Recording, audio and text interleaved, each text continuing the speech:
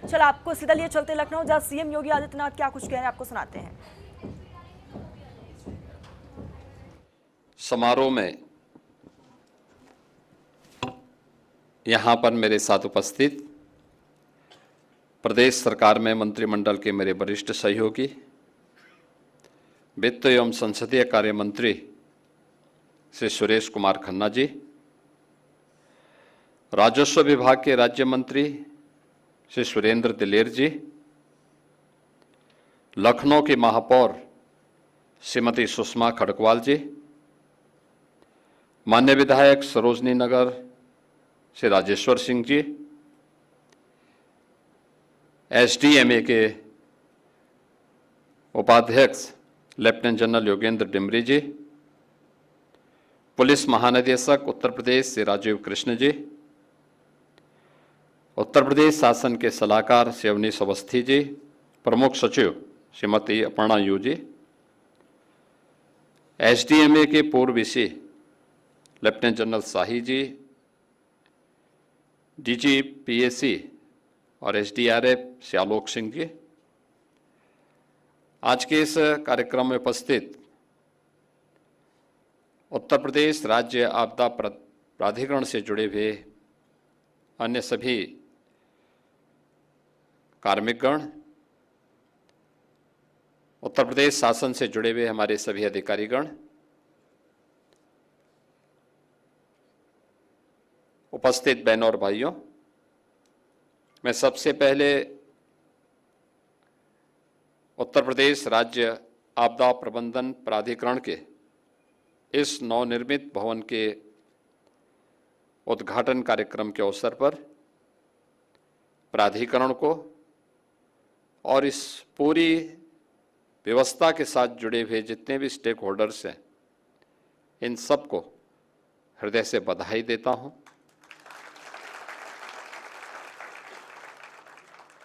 एक लंबे अंतराल के बाद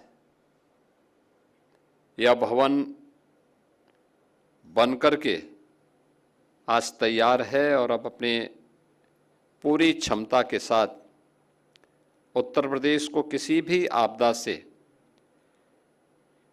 होने वाली जन धन की हानि को न्यूनतम स्तर तक पहुंचाने के लिए अपना योगदान देने के लिए भी तैयार है।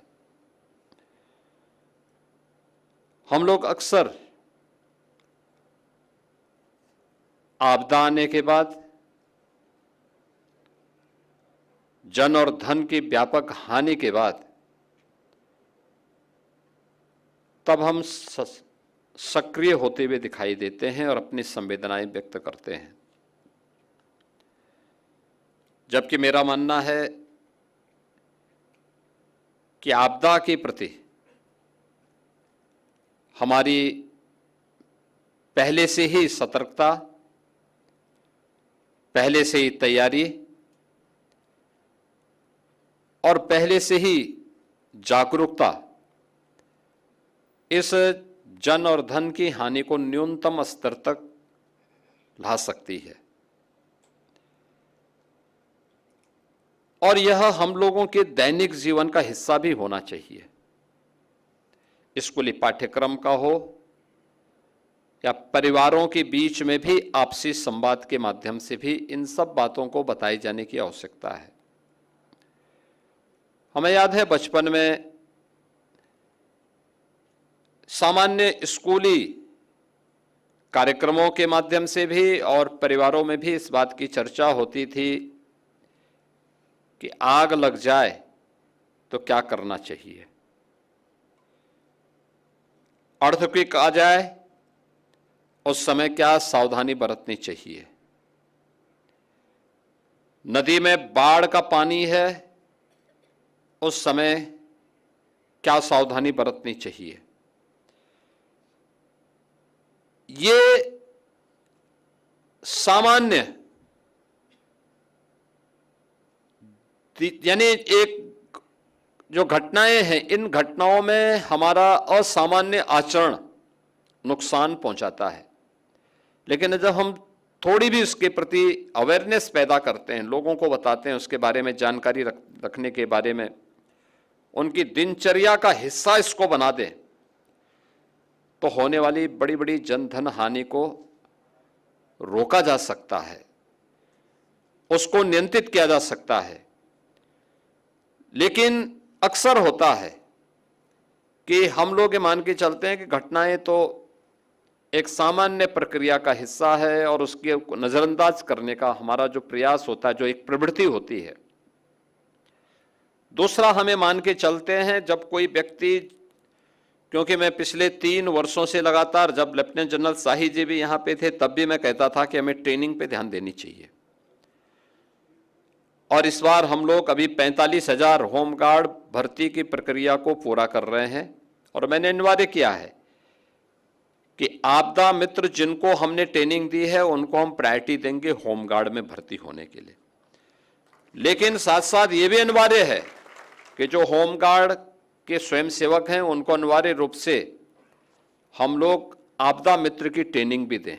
फर्स्ट रिस्पॉन्डर कौन है, इनकी मॉक ड्रिल के बारे में हमारी क्या तैयारियां हैं, और इसको लेकर के अगर हम उन्हें फैसिलिटी उपलब्ध करा रहे हैं, आज अच्छा मानदेय उनको दे रहे हैं, कैशलेस की 5 लाख रुपए प्रतिवर्ष उन्हें स्वास्थ्य की सुविधा भी उपलब्ध करवा रहे हैं, घटना दुर्घटना होने पर किसी होमगार्ड के स्वयंसेवक को हम लोग लगभग 35 से 40 लाख रुपए की सहायता उसके परिवार के सदस्यों को भी उपलब्ध करवाते हैं, और मुख्यमंत्री राहत कोष से 5 लाख रुपए की सहायता अतिरिक्त हम उन्हें उपलब्ध करवाते हैं। यानी इतनी बड़ी राशि इसलिए उपलब्ध करवाते हैं जिससे वह अपनी सेवा का बेहतर उपयोग समाज के लिए कर सकें और समाज को उसके माध्यम से राहत उपलब्ध करवा सकें। फैसिलिटी का मतलब ये नहीं होता है कि हम उसको इतनी फैसिलिटी दे दें कि वह वही उस पर बोझा बन जाए या सिस्टम ही उसको बोझा मानने लग जाए। तो न हम उस पर बोझा बनने दें और न सिस्टम को उसे अपने ऊपर बोझा बनने देना चाहिए। इसके लिए आवश्यक है अवेयरनेस के कार्यक्रम हमारे ऐसे चलने चाहिए जिससे एक सामान्य व्यक्ति को भी अगर कहीं कोई आपदा आती है तो उस आपदा में हम उसको राहत उपलब्ध करवा सकें। और इस दिशा से जो प्रक्रिया प्रारंभ हुई प्रदेश के अंदर, मेरा मानना है एक अच्छी शुरुआत है। हमेशा आपदा नहीं आएगी, लेकिन जब आपदा ना आए, शांति के समय में हम लोगों को स्वयं की ट्रेनिंग पर भी ध्यान देना होगा, लेकिन साथ साथ स्कूल कॉलेजेस में जाकर के अगर हम इसके बारे में भी कुछ लोगों को बता सकें, छात्रों को बता सकें, वहाँ के शिक्षकों को बता सकें, किसी रविवार के दिन जनपद स्तर पर प्रधानाचार्यों के सम्मेलन के माध्यम से भी उनको हम बता करके उन्हें इससे किसी भी आपदा से जुड़े हुए क्या क्या सावधानियां हैं, इन सावधानियों के बारे में अवगत करा सकें, तो मुझे लगता है कि देश की बहुत बड़ी सेवा ये हो सकती है। आपदाएं कई प्रकार की होंगी। एक प्रकार की प्राकृतिक आपदा वह है, बाढ़ है, कहीं पर लाइटनिंग की घटना है, अतिवृष्टि के कारण होने वाले जनधन की हानि का हो, या फिर मानव की असावधानी से होने वाली आपदाएं, अग्निकांड की घटनाएं हैं, या किसी भवन की गलत डिजाइनिंग के कारण या किसी दुर्घटना के कारण भवन का धराशायी हो जाने का हो जाना है। ये सभी, इसके साथ ही कुछ ऐसी भी आपदाएं हैं जिन्हें आप एक प्रकार से आधी भौतिक आपदा के रूप में ले सकते हैं, यानी किसी जीव के द्वारा पहुंचाई जाने वाली हानि।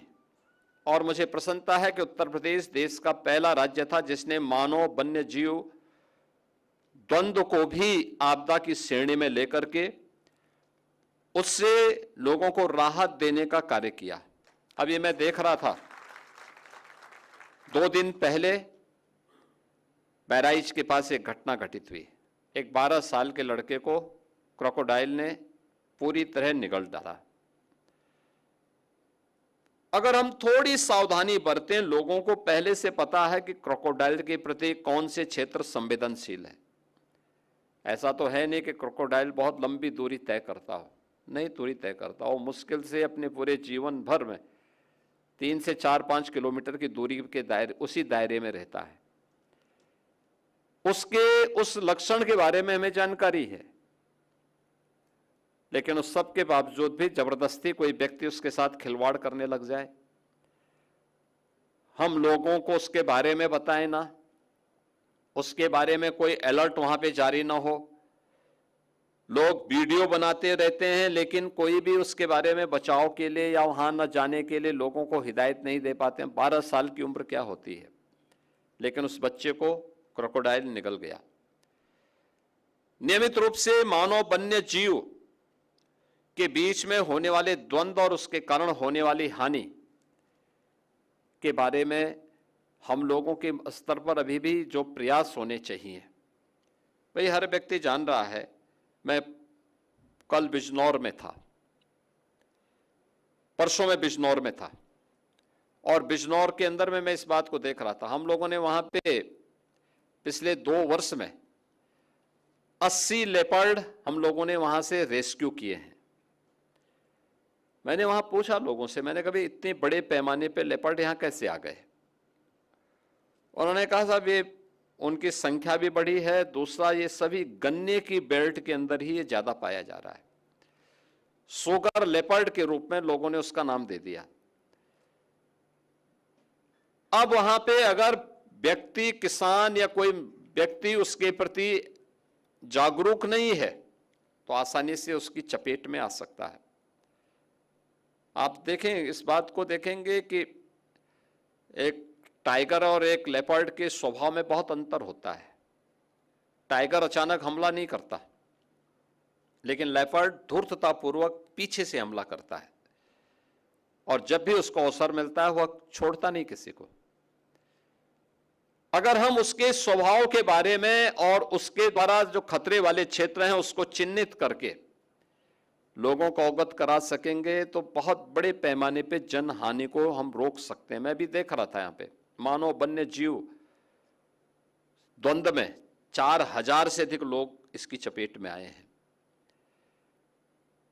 5000 से अधिक लोग अन्य प्राकृतिक आपदा की चपेट में आए हैं, यानी 9000 से अधिक लोग उत्तर प्रदेश के अंदर इस आपदा की चपेट में आए हैं। लाइटनिंग की घटना इतनी कठिन नहीं है कि उसके कारण लोगों की जान बचाई ना जा सकती हो, बचाई जा सकती है। लेकिन हम कम से कम आज के समय में टेक्नोलॉजी है, और टेक्नोलॉजी का बेहतर उपयोग करके हम लोग कम से कम 1.5-2 घंटे पहले भी उस सिस्टम को विकसित कर सकें कि कौन सा ऐसा एरिया है जहां पे लाइटनिंग की घटना होने वाली, आकाशीय बिजली गिरने वाली है, और वहां पर लोगों को इसके बारे में बता दें कि वे पक्की छत के नीचे चले जाएं, खुले आसमान के नीचे वे स्वयं भी न रहें, अपने पशुओं को न रखें, पेड़ों के नीचे भी न रहें। यानी सामान्य सी घटना है। आज टेक्नोलॉजी है, लेकिन आज से 40 वर्ष पहले टेक्नोलॉजी नहीं थी। तब भी हम लोगों को बताया जाता था कि अगर कहीं पे बादल नजदीक हो और उस समय ये लगता हो कि आपस में घने बादल हैं और एक विशेष कलर के बादल वहां पे लगे हुए हैं, उन स्थितियों में सावधानी बरतने की आवश्यकता है। सावधानी क्या बरतनी है उसके बारे में बताया जाता। खुले आसमान के नीचे नहीं रहना है, कोई लोहे या किसी धातु से जुड़ी हुई सामान को लेके नहीं चलना है, पेड़ों के नीचे भी खड़ा नहीं होना है। क्या करना है, पक्के भवन के नीचे उस दौरान शरण ले लेनी है। लेकिन हम लोगों ने इस दौरान नहीं बताया। मैं देख रहा था अभी पिछले दिनों एक ही दिन में यूपी के अंदर 111 लोगों की मौत हुई थी। एक ही दिन में। और अचानक मैं देख रहा था, सुबह लखनऊ में भी मौसम बहुत अच्छा था, लेकिन अचानक 2 बजे के बाद मौसम बदलता गया। 1 घंटे के अंदर फतेहपुर से लेकर के प्रयागराज, कौशाम्बी, फिर मिर्जापुर, भदोई, उधर जौनपुर, आजमगढ़, सुल्तानपुर, अंबेडकर नगर, इन सभी जनपदों को लेकर के 111 लोगों की मौत हुई थी एक ही दिन में। और उसके बाद फिर मैंने स्वयं एसडीएमए की बैठक ली थी और मैंने उस समय इस बात पर चिंता भी व्यक्त की थी और नाराजगी भी व्यक्त की थी कि इन मौतों को रोका जा सकता था, इसको न्यूनतम करने में हम सहायता कर सकते थे। और मैंने उसी दिन कहा था कि हमें अर्ली वार्निंग सिस्टम को प्रभावी बनाना पड़ेगा। मुझे याद है ठीक तीसरे दिन एनडीआरएफ और एसडीआरएफ ने इस प्रक्रिया को आगे बढ़ाया। एनडीएमए और एसडीएमए ने मिलकर के उस पूरी प्रक्रिया को बेहतरीन कोऑर्डिनेशन के साथ आगे बढ़ाया। परिणाम क्या था? सहारनपुर में शिवालिक पहाड़ियों में अचानक रात्रि को बारिश होती है। सहारनपुर में शाकंभरी देवी मंदिर में उस समय एक जागरण का कार्यक्रम चल रहा था, हजारों लोग उस कार्यक्रम में थे और भंडारा का आयोजन भी चल रहा था। अलर्ट आने लग गया, प्रशासन तेजी के साथ दौड़ा और उन्होंने वहां के जितने भी लोग भंडारे कार्यक्रम में और जागरण कार्यक्रम में मौजूद थे उन सबको तत्काल सुरक्षित स्थानों पर पहुंचा दिया। और देखते ही देखते, यानी वहां बारिश कम थी लेकिन शिवालिक पहाड़ियों में ऊपर बारिश हो रही थी, और देखते ही देखते ऊपर से लगभग 4-5 फुट पानी नदियों में तेजी के साथ बहता हुआ गया। अगर वे लोग जागरण के कार्यक्रम को कर रहे होते और भंडारे के आयोजन में सभी लोग रहते, ये मान करके चलिए कि वहां पे सैकड़ों लोगों की जान जा सकती थी। लेकिन अर्ली वार्निंग सिस्टम ने प्रशासन को भी और लोगों को भी चैतन्य किया। हर उस क्षेत्र के मोबाइल फोन घनघनाने लग गए, यानी जो ऑफ थे उनमें भी अलर्ट आने लग गया। और परिणाम क्या था? इतनी बड़ी जनधन की हानि, केवल 2 लोगों की दुर्भाग्यपूर्ण मौत हुई। 2 डेड बॉडी वहां मिली। एक वह महिला थी जो पानी आने के बाद केवल पैर से, यानी एक तख्ते में बैठ के पैर से वो पानी नापने लग गई, देखते हो कितनी गहरा है। तो पानी का बहाव, तो पहाड़ से जब पानी आता बहुत तेजी के साथ उसकी फोर्स होती है, उसमें करंट होती है। एक उसकी चपेट में आए और एक अन्य, ये 2 लोग उसकी चपेट में आए थे। यानी हम टेक्नोलॉजी का उपयोग करके भी इसका हम बेहतरीन रूप से बचाव के कार्यक्रम के साथ जुड़ सकते हैं। और मेरा मानना है कि जब इतनी बेहतरीन सुविधा से युक्त यह एसडीएमए के भवन को आज यहां पे उपलब्ध कराया जा रहा है, मेरा मानना है डिजास्टर मैनेजमेंट से जुड़े हुए अच्छे संस्थानों के साथ एसडीएमए का समन्वय, ये आज की सबसे बड़ी आवश्यकता होगी।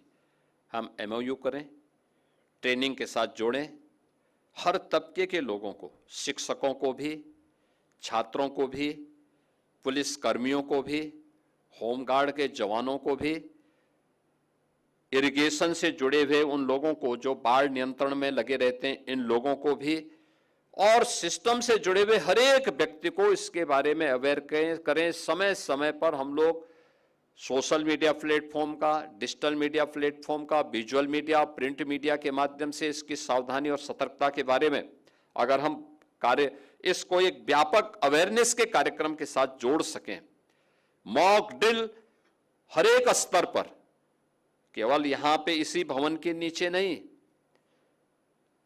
जनपद स्तर पर, तहसील स्तर पर, थाना स्तर पर, विकासखंड स्तर पर, नगर निकायों के स्तर पर इस कार्यक्रम को हम तेजी के साथ आगे बढ़ाने का काम कर सकते हैं। जैसे 17 नगर निगम एसडीएमए के एक उपकेंद्र के रूप में अपने कार्यक्रम को इस किसी भी प्रकार के डिजास्टर से निपटने के लिए अपने कार्यक्रम को आगे बढ़ाएंगे। हमारा प्रयास होना चाहिए कि अब हम इसको और नीचे लेकर के जाएं। 200 से अधिक नगर पंचायत, नगर पालिका परिषद ऐसी हैं, जो 200 नगर पालिका परिषद ऐसी हैं जो जिनकी आबादी लगभग 5 लाख के आसपास आती है। आखिर वहां तक हम क्यों नहीं पहुंच सकते? इसलिए इसका विस्तार करना है और हमारा प्रयास होना चाहिए कि आने वाले समय में टेक्नोलॉजी ड्रिवन डिजास्टर मैनेजमेंट को हम कैसे प्रभावी बना सकते हैं। इसके लिए सैटेलाइट एवं रिमोट सेंसिंग मॉनिटरिंग की व्यवस्था ये आज की सबसे महत्वपूर्ण आवश्यकताओं में से एक है। आर्टिफिशियल इंटेलिजेंस पर आधारित रिस्क मैपिंग, इस दिशा में भी हमें आगे कार्य करना होगा। प्रिडिक्टिव एनालिटिक्स आधारित early warning system, mobile based citizen alert system, जिसका हम लोगों ने अभी उपयोग किए भी हैं और इस पूरे सीजन में जब भी इस प्रकार की कोई बातें होती हैं, कोई भी आशंका होती है, हमें इसके बारे में उसको आगे बढ़ाना पड़ेगा। जीआईएस आधारित decision making and digital control room, इन सब को हमें प्रभावी बनाना पड़ेगा। और मेरा मानना है कि ड्रोन आधारित सर्च एंड रेस्क्यू ऑपरेशन का और अधिक इंटीग्रेट यूज हमें आज की आवश्यकताओं में है। और हमारा जो संकल्प होना चाहिए किसी भी प्रकार की आपदा से निपटने के लिए कि उत्तर प्रदेश को एक ऐसे राज्य के रूप में बनाना है जहां पे प्रत्येक नागरिक यह विश्वास लेकर के जीवन जी सके कि संकट की घड़ी में सरकार के साथ साथ वह स्वयं भी इसके प्रति तैयार है और पूरी ताकत के साथ, पूरी प्रतिबद्धता के साथ वह इसके प्रति अपने आप का नागरिक कर्तव्य मान करके चले। यह एक नागरिक कर्तव्य का हिस्सा होना चाहिए, यह राष्ट्रीय कर्तव्य का हिस्सा हमारा होना चाहिए। इस विश्वास के साथ हम सब आगे बढ़ पाएंगे।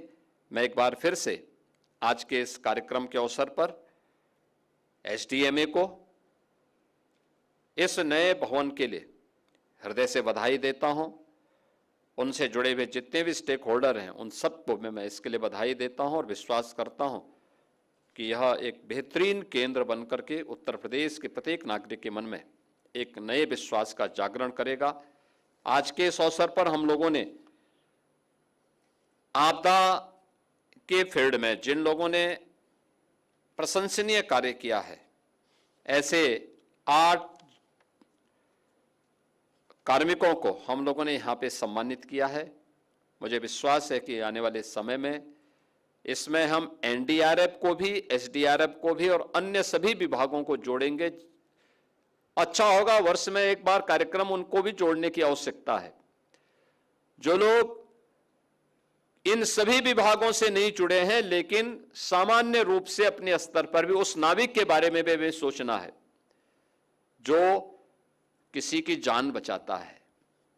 हमें उस व्यक्ति के बारे में भी सोचना है जो मानव वन्य जीव संघर्ष में किसी अमूल्य जीवन को बचाने में अपना योगदान देता है। उन सब के बारे में भी हमें इसके बारे में एक नई सोच को विकसित करना पड़ेगा, उन्हें सम्मानित करना पड़ेगा। एसडीएमए के माध्यम से इस प्रक्रिया को आगे बढ़ाने की आवश्यकता है।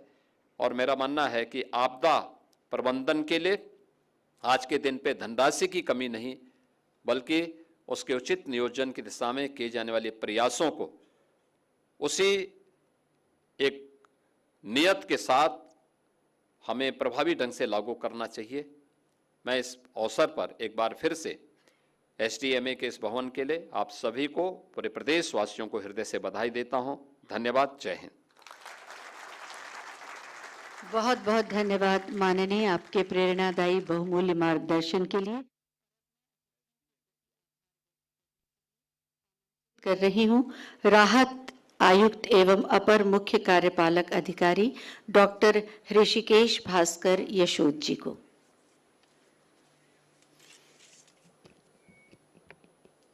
उत्तर प्रदेश आपदा प्रबंधन प्राधिकरण एवं राजस्व विभाग की ओर से मैं सर्वप्रथम इस मंच के माध्यम से परम आदरणीय माननीय मुख्यमंत्री जी के प्रति धन्यवाद व्यक्त करता हूं।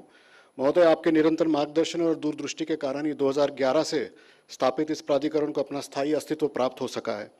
आपदा प्रबंधन के क्षेत्र में उत्तर प्रदेश राज्य को अग्रणी श्रेणी में लाने हेतु इस नवीनतम भवन एवं सुविधाओं का महत्वपूर्ण योगदान होगा, ये मुझे विश्वास है। मैं मंच पर उपस्थित माननीय वित्त मंत्री जी व माननीय राज्य मंत्री जी का आभारी हूं, जिन्होंने इस योजना के प्रति सदैव ही अपना समर्थन जताया है। माननीय महापौर महोदय, माननीय विधायक सरोजिनी नगर एवं पुलिस महानिदेशक महोदय के गरिमामय उपस्थिति हेतु विभाग आपका आभारी रहेगा। प्राधिकरण के प्रति सदैव सकारात्मक दृष्टिकोण एवं समय समय पर मार्गदर्शन देने के लिए माननीय मुख्यमंत्री जी के सलाहकार श्री अवनीश अवस्थी सर का प्रति मैं विशेष धन्यवाद व्यक्त करता हूं। प्रमुख सचिव राजस्व एवं उपाध्यक्ष प्राधिकरण महोदय के प्रति आभार व्यक्त करता हूं, जिनके सतत प्रयास से ही यह भवन आज पूर्ण रूप प्राप्त कर सका। तो मुख्यमंत्री योगी आदित्यनाथ को आप सुन रहे थे। दरअसल आपदा प्रबंधन प्राधिकरण का नया भवन बनकर तैयार हो चुका है, जिसको समर्पित करते हुए मुख्यमंत्री योगी आदित्यनाथ नजर आए। इस दौरान उन्होंने कई महत्वपूर्ण बातों का भी जिक्र किया। हम आपदा में राहत देने का काम करते हैं, ये मुख्यमंत्री योगी आदित्यनाथ की बड़ी बातों में क्या कुछ रहा वो आपको बता रहे हैं। आपदा में सरकार मदद करती है और आपदा से पहले ही तैयारी हो जानी चाहिए। अगर आपदा आती है तो आपदा से निपटने के लिए जो तैयारियां हैं वो होनी चाहिए। ये देखिए, ये मंच से आपको तस्वीरें भी दिखा रहे हैं। आपदा प्रबंधन प्राधिकरण का नया भवन बनकर तैयार है और इस मौके पर मुख्यमंत्री योगी आदित्यनाथ संबोधित भी कर रहे थे। और फिलहाल यहाँ पर वक्त एक छोटे से ब्रेक